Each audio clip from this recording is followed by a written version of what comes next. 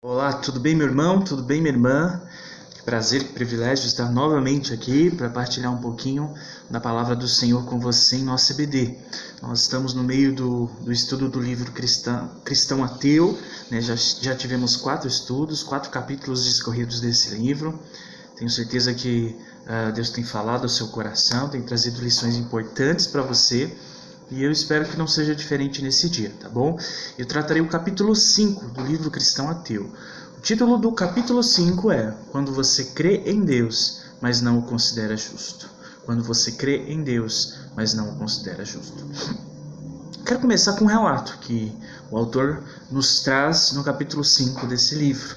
Quero introduzir o nosso estudo acerca dessa temática, pensando naquilo que ele nos traz no livro. Ele conta a história de 2 pais. Durante mais de 6 anos, Michael e Andrea sonharam em ter um bebê. Depois de várias frustrações, enfim, encontraram um motivo de celebração. Tinham superado os 3 primeiros meses cruciais. Começaram a ansiar pelo nascimento de uma menininha. De repente, no começo do 4º mês, Andrea começou a sofrer contrações prematuras, de modo que seus médicos a sentenciaram a 2 meses de repouso absoluto. Mesmo depois de toda a intervenção, Andrea deu à luz a uma menininha de 1,4 kg. Emily Grace, que viveu por apenas 48 horas. Quando Andrea viu que o pastor estava entrando pela porta do quarto no hospital, ela disse: "Por favor, pastor, não me diga que a morte da minha bebê tem um propósito." Quando tragédias como essa acontecem, a nossa mente simplesmente entra em pânico. É difícil conceber questões complexas como a perca de um filho por seus pais. Nós não entendemos, nós não compreendemos. Muito menos ainda os pais que perdem os seus filhos. A gente pode ter noção, mas só quem já passou por isso tem a noção exata do que é esse sentimento. Mas existem outras coisas também que nos traz questões complexas e é difícil sequer pensarmos nessas questões. Nós não entendemos, não compreendemos e por mais que cuidemos o nosso coração, a dúvida e a incerteza bate à porta. Muitas vezes nós abrimos a porta e começamos a cear com a dúvida e a incerteza. E isso incomoda a nossa mente. Será mesmo que Deus é justo? Como pode uma situação como esta, vivenciada por este casal, revelar a justiça de Deus? Infelizmente, muitos, apesar de crentes, acabam nutrindo a dúvida em seu coração. Acabam por colocar em xeque a justiça de Deus. Se tanta coisa ruim acontece a pessoas boas, será que Deus é mesmo justo? A Bíblia nos relata uma situação que de tão chocante nos parece inimaginável. A vida de Jó. Jó no capítulo 1, do verso 6 até o final do capítulo 2, nos mostra uma história terrível. Uma história bem complicada da gente conceber, mas que aconteceu. A Bíblia relata que Jó era um homem íntegro e reto, alguém temente ao Senhor e que se desviava do mal. Um homem piedoso, bom aos olhos da sociedade, mas que mesmo assim não escapou de sofrimentos pesados, de sofrimentos terríveis e aparentemente inexplicáveis, pelo menos do ponto de vista de quem sofre. Ele tinha uma família legal, um monte de filhos, todos eles unidos, uma família unida, bonita. Ele era o cara de sua região, ele tinha riquezas, posses, era alguém que gozava do melhor que alguém poderia ter. Jó tinha bons motivos para se alegrar em Deus, tinha bons motivos para declarar o justo e até exaltar sua justiça, mas as coisas não pararam por aí. É interessante porque na nossa vida não é diferente. Eu me lembro dos momentos de maior vigor espiritual na minha adolescência, início da juventude. Por coincidência, eram momentos em que eu recebia coisas que eu ansiava. Lembro-me de quando eu ganhei uma viagem de um irmão lá para o Pernambuco. Conheci Recife, Olinda, Porto de Galinhas. Só lugar da hora, só lugar bonito. Nossa, aquilo foi demais para mim. Eu lembro também quando perto dos 19 anos, eu ganhei um golzinho quadrado, era o carro da família, mas quem dirigia era eu, então, nossa, eu me senti demais com aquele carro. E eu realmente me sentia grato a Deus por aquilo, por poder ter aquele carrinho para me locomover. Aquilo era uma alegria que eu tinha diante do Senhor. É gostoso ter aquilo que a gente deseja. Por isso a gente precisa reconhecer que é fácil afirmarmos o caráter de Deus quando tudo vai bem. É muito fácil dizer que Deus é justo quando as coisas, a meu ver, estão corretas para mim. Só que nem tudo na minha vida e na sua são flores. Nem tudo são flores. Às vezes nós estamos gratos, jubilosos, mas quando a gente passa por situações indesejáveis, quando nós não temos aquilo que queremos, aquilo que para nós é justo, simplesmente desabamos, passamos de crentes fervorosos para crentes frios, gelados. Passamos de crentes tementes para crentes descrentes, descrentes em Deus e no seu cuidado. Por isso que a temática desse livro levanta uma questão muito interessante. O cristão ateu. A vida de Jó nos mostra que a certeza da fé não descansa nas circunstâncias exteriores, mas sim no caráter justo de Deus. Por mais que não vislumbremos isso no calor da questão. Portanto, se tem algo que será provado na vida do crente, se tem algo que será colocado em xeque em mim e na sua vida, é justamente a nossa confiança no justo caráter do nosso Deus. Pode ter certeza disso, isso vai acontecer. Por mais que a nossa visão turva diante das circunstâncias nos aponte um Deus injusto, nós precisamos se lembrar, isso não é verdade. Temos então a vida de Jó. E nós temos nessa história 2 ciclos da aprovação de Jó. Vamos dar uma olhadinha rapidinho. O primeiro ciclo da aprovação de Jó vai do verso 6 do capítulo 1 até o fim do capítulo. E o que me vem à mente quando eu tento imaginar esse quadro que se pinta aqui no verso 6, aqui estava rolando uma reunião no gabinete de Deus, e deu a hora, foi chegando um monte de anjão, gente boa, mas de repente chega também um gente ruim. Satanás está presente na reunião. E então nós vemos um diálogo entre Satanás e Deus. Seguindo adiante nesse papo, o Senhor pergunta para Satanás: já que você está andando, perambulando, rodeando pela terra, você já deve ter visto o meu servo Jó. Acho que você não só ouviu, mas também percebeu que não há ninguém como ele, homem íntegro, reto, temente a Deus, alguém que se desvia do mal.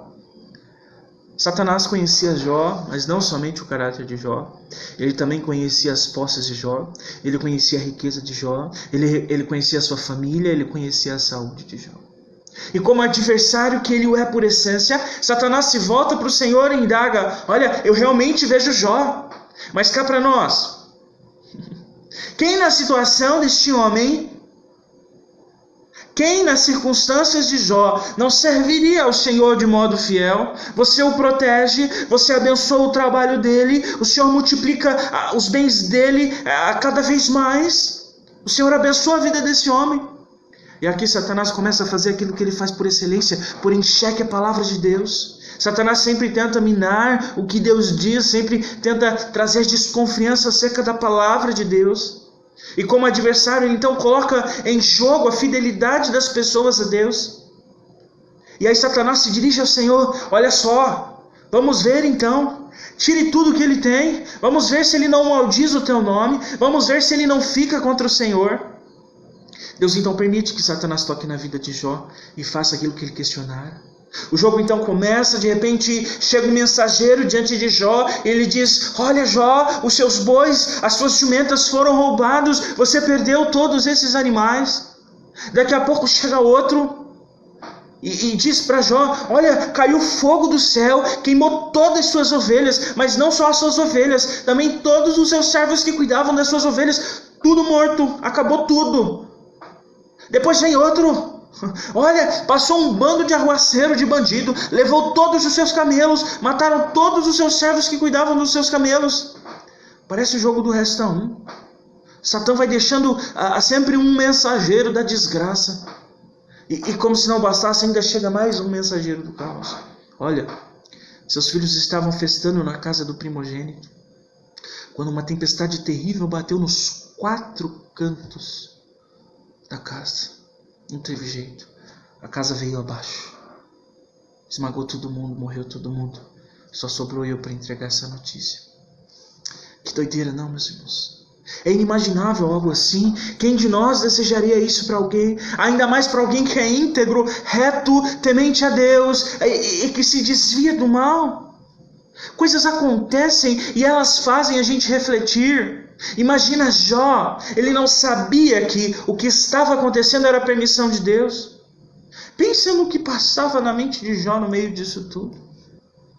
Mas ainda assim a gente vê versos 20, 21 e 22. Jó dizendo: então Jó se levantou, rasgou seu manto, raspou a cabeça, prostrou-se em terra e adorou e disse: nu saí do ventre de minha mãe e nu voltarei. O Senhor o deu e o Senhor o tomou. Bendito seja o nome do Senhor. Em tudo isto Jó não pecou, nem atribuiu a Deus falta alguma.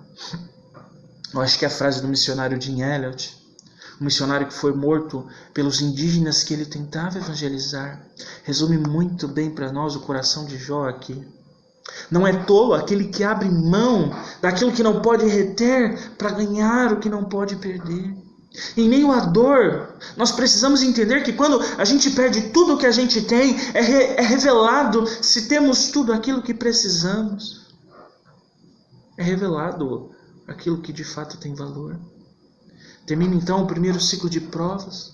A gente viu o diálogo no céu, a perca de tudo que Jó possuía, a sua reação positiva ainda assim no meio disso tudo. Mas há um segundo ciclo, a prova ainda não acabou, ainda há mais coisas para Jó sofrer. O segundo ciclo da provação, capítulo 2 de Jó. Aqui a história se repete, Satanás como de costume vem, Deus novamente se lembra de Jó: você viu meu servo, homem íntegro, reto, temente a mim, que se desvia do mal. E aqui a gente vê algo novo, Deus agora joga na cara de Satanás: tá vendo? Ainda assim meu servo Jó me adora. Você viu que ele ainda se manteve íntegro, mesmo com a sua intervenção, mesmo com o seu achincalhamento, ele ainda está firme em mim, a sua fé ainda está posta em mim. Uau, isso deveria bastar, não é mesmo? Mas não para Satanás. Ele então continua a sua ardilosa chantagem, pele por pele. Toca na saúde de Jó e veja se ele não vai maldizer o seu nome. Satanás continua tentando jogar com Deus. A sua tese passada foi vencida, mas agora ele apresenta uma tese nova. Ele acredita que um homem é capaz de dar tudo por sua vida. Então o Senhor permite, vai lá então, toque na saúde de Jó. E agora, depois de perder riquezas, Jó é ferido com tumores malignos por todo o seu corpo. Feridas malditas se espalharam pelo corpo de Jó, da planta dos seus pés até a sua cabeça. Jó é tomado por feridas terríveis. A agonia daquele homem era tamanha que, numa forma de tentar conter um pouco da sua tortura, ele raspava as suas feridas, as suas unhas. Um pedaço de pau não era suficiente. Aquilo era tão perturbador que ele precisava de um cacos de telhas para coçar aquelas feridas terríveis que o agonizavam. Aquela doença era tão ruim, era tão terrível, era tão massacrante que a sua própria esposa não aguentava mais vê-lo daquela forma. A sua própria companheira estava sucumbindo, estava desgastada, ela não aguentava mais estar ao lado de Jó com aquelas feridas, sofrendo daquele jeito. Ela não aguentava ver o marido assim, e a revolta tomou conta do coração daquela mulher. Sabe quantas vezes nós não somos tomados pelo mesmo sentimento que tomou o coração da mulher de Jó, em meio a circunstâncias terríveis, em meio a circunstâncias que a gente não entende, em meio a circunstâncias que aparentemente são injustas? Quando a gente está na fornalha do sofrimento, só a gente sabe o calor massacrante que é. Só a gente sabe o quanto é difícil resistir. Embora muitas vezes saibamos que este não é o modo correto de agir, muitas vezes nós agimos assim, muitas vezes as coisas saem dessa forma. Versos 9 e 10, então a mulher disse a ele: você ainda conserva sua integridade? Amaldiçoe a Deus e morra. Mas Jó respondeu: você fala como uma louca. Temos recebido de Deus o bem, por que não receberíamos também o mal? E em tudo isso Jó não pecou com seus lábios. Jó diz: mulher, que está acontecendo com você? Você está falando feito maluco. Você não é um maluco, mas você está falando como uma. É incrível, meus irmãos, vermos que mesmo em meio a tudo isso, Jó ainda está preocupado em converter um coração que anda abatido pelo sofrimento. Tudo isso porque o seu coração, ele está inabalável, ele está onde precisa estar. E essa é a chave para a gente prosperar em meio às circunstâncias, mesmo aparentemente injustas. É duro quando mesmo com saúde a gente não compreende a fé daqueles que no leito da morte se regozijam no Senhor. A palavra diz que em tudo isso não pecou Jó com seus lábios. E o autor do livro narra um outro fato muito interessante. Ele narra um fato que aconteceu com a sua vozinha. Com 78 anos de idade, em uma bela tarde, a vozinha do autor do livro entra no banheiro para tomar o seu banho, como de costume, quando um derrame a acometeu.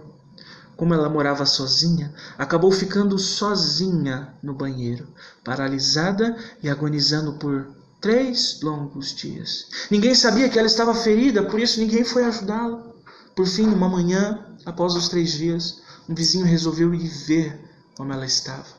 Como ninguém atendeu a porta, ele ligou para a polícia. Quando chegaram, arrombaram a porta e lá estava ela, no chão do banheiro. É interessante o relato do autor do livro, porque ele mesmo se questionava, pois a sua avó era uma crente fiel ao Senhor e passou por uma situação tão terrível, tão triste. Como é possível alguém fiel a Deus, fiel a Cristo, passar por tudo isso? Ele tentava ver propósito naquilo, analisava a questão, mas ele não conseguia achar sentido. Ela não foi curada daquilo no mesmo instante. Ela não pregou o evangelho para uma enfermeira descrente, para alguém descrente ali, e essa pessoa então foi convertida a Cristo. E ela ainda teve que lidar com esse dilema da recuperação por um longo tempo. E na verdade a recuperação nunca aconteceu de fato. Ela nunca se tornou como era antes. Numa oportunidade com sua avó, ele perguntou a ela: o que a senhora pensava enquanto estava no chão do banheiro? Ele jamais esqueceu a resposta que a sua avó deu.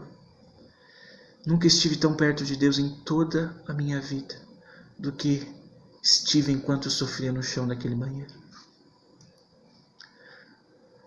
Meus irmãos, com Jó, nós vemos que percas e sofrimentos severos podem até chegar em nossas vidas. Podem chegar até mesmo para pessoas bem piedosas, crentes fiéis. Ninguém está imune ao sofrimento. Males ocasionalmente virão e às vezes eles vêm e parecem bombas atômicas. No entanto, eles nunca serão capazes de abalar a justiça de Deus e nem a oportunidade de vermos de fato a sua justiça, que está muito acima das nossas prerrogativas, muito acima do que muitas vezes nós temos por justiça própria. Jó se manteve fiel. Ele não foi perfeito em todo o tempo. Teve seus momentos de questionamentos pesados, profundos. Jó questionou a Deus de modo bem dramático. Mas o fim da história, meus irmãos, nos revela que apesar de tudo, de toda aparente injustiça, apesar de Jó ter perdido bens, família, saúde, apesar da aparente injustiça que Jó sofreu, ele nunca perdeu o principal. Na verdade, em meio a essa aparente injustiça, Jó, depois de tratado pelo Senhor, pôde contemplar a doce e esperançosa presença do justo em sua vida. Lá no capítulo 19, no verso 25, Jó diz: porque eu sei que o meu Redentor vive e por fim se levantará sobre a terra. Graças a Deus, meus irmãos, que por sua graça Ele nos enviou o seu Filho. Cristo Jesus, o nosso Senhor, o único perfeitamente e eternamente bom, sem erros, sem falhas, ao contrário de nós, sem pecado, ao contrário de nós. O único merecedor de toda a bondade. Encarou por nós, seus filhos, a nossa maldade. O justo pelos injustos. Sofreu a condenação que nós merecíamos. 1 Pedro 3,18 diz: pois também Cristo padeceu uma única vez pelos pecados, o justo pelos injustos, para conduzir vocês a Deus. Muitas vezes a gente se questiona as questões difíceis, as aparentes injustiças que nós enfrentamos e passamos, ou que as pessoas ao nosso redor enfrentam, sem nos esquecermos que o verdadeiro justo, sofreu a pior das injustiças. E isso foi no meu e no seu lugar. Algumas aplicações que a gente pode tirar aqui hoje e a gente encerra. Não é fácil, mas a gente precisa se lembrar que o mundo caído carrega consigo as consequências da queda. Meus irmãos, o salário do pecado é a morte. O pecado entrou no mundo e bagunçou o meio de campo totalmente. Por mais belo que seja algo, o pecado bagunçou. Diante disso, tragédias acontecem, situações ocorrem e deixam a gente perplexos, sem entender, sem compreender. Mas a gente precisa se lembrar que as injustiças ou as aparentes injustiças, aquilo que a gente acha que é injusto, mas talvez não seja, essas coisas nos lembram de que aqui ainda não é o reino de justiça e paz que nos foi prometido.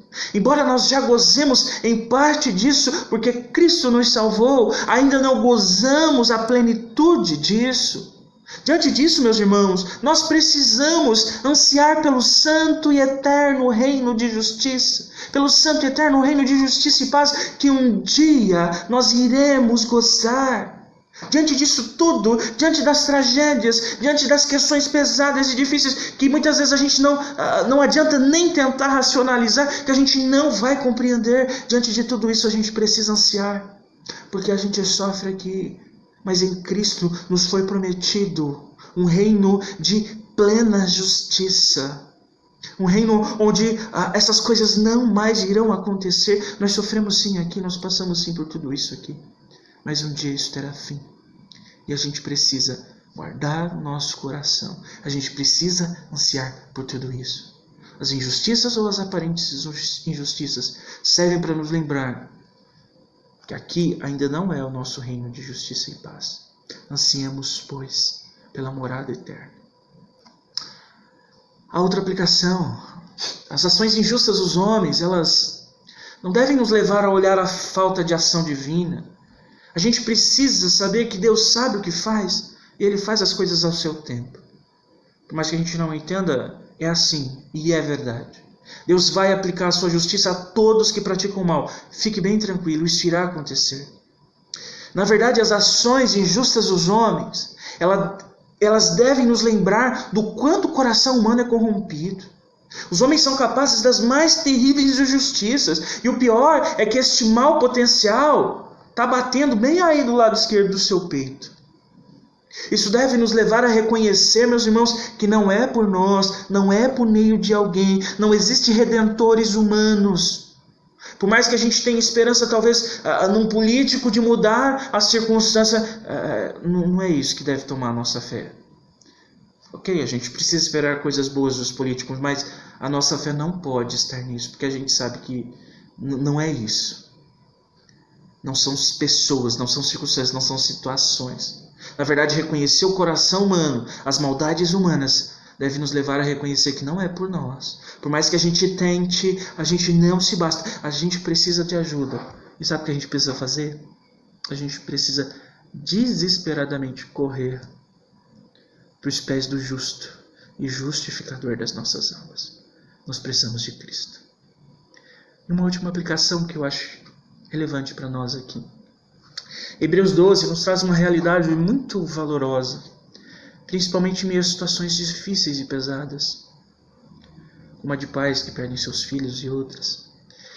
Em meio a toda circunstância difícil, Deus se mostra benevolente, paciente e cuidador dos seus. Às vezes aquilo que a gente acha ser injusto, na verdade, é justamente a oportunidade de vermos o justo e o soberano mais de perto. Assim como Jó. Jó contemplou ao Senhor. E mesmo muitos anos antes da vinda de Cristo, ele disse que o Redentor dele vivia. Isso me fez pensar um conto muito conhecido de todo mundo, e virou até um conto clichê, mas eu quero encerrar com ele, que é aquele conto das pegadas na areia, né? E o autor diz o seguinte: uma noite tive um sonho, sonhei que estava andando na praia com o Senhor e, através do céu, passavam cenas da minha vida. Para cada cena que se passava, percebi que eram deixados 2 pares de pegadas na areia. Um era meu e outro do Senhor. Quando a última cena da minha vida passou diante de nós, olhei para trás, para as pegadas na areia, e notei que muitas vezes no caminho da vida havia apenas um par de pegadas na areia. Notei também que isto aconteceu nos momentos mais difíceis e angustiosos do meu viver. Isso me aborreceu e eu perguntei ao Senhor: Senhor, tu me dissestes que uma vez que resolvi te seguir, tu andarias sempre comigo em todo o meu caminho, mas notei que durante as maiores tribulações do meu viver havia apenas um par de pegadas na areia. Eu não compreendo porque nas horas em que eu mais precisava de ti, tu me deixastes. E o Senhor então respondeu: meu filho, eu jamais te deixei.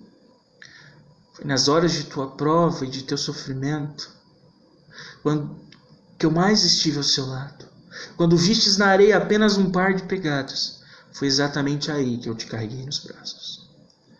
No calor do momento, meus irmãos, muitas vezes a gente não consegue ver, a gente não consegue ter a percepção de que o justo está fazendo justiça a nós. E às vezes a gente se acha injustiçado. Por mais difícil que seja de compreender situações complexas e difíceis, Deus não é injusto. Deus é justo e justificador daqueles que o buscam. Deus é justo e se faz presente e se faz justo para aqueles que Ele o torna justo por meio de Cristo. Salmo 116, 5 diz: compassivo e justo é o Senhor, o nosso Deus é misericordioso. Nesta manhã, nós nos apeguemos ao Senhor. Em meio às mais difíceis e terríveis questões que a gente vem a enfrentar, que a gente se lembra que Deus permanece justo, permanece compassível. O nosso Deus é misericordioso e Ele está agindo dessa forma conosco.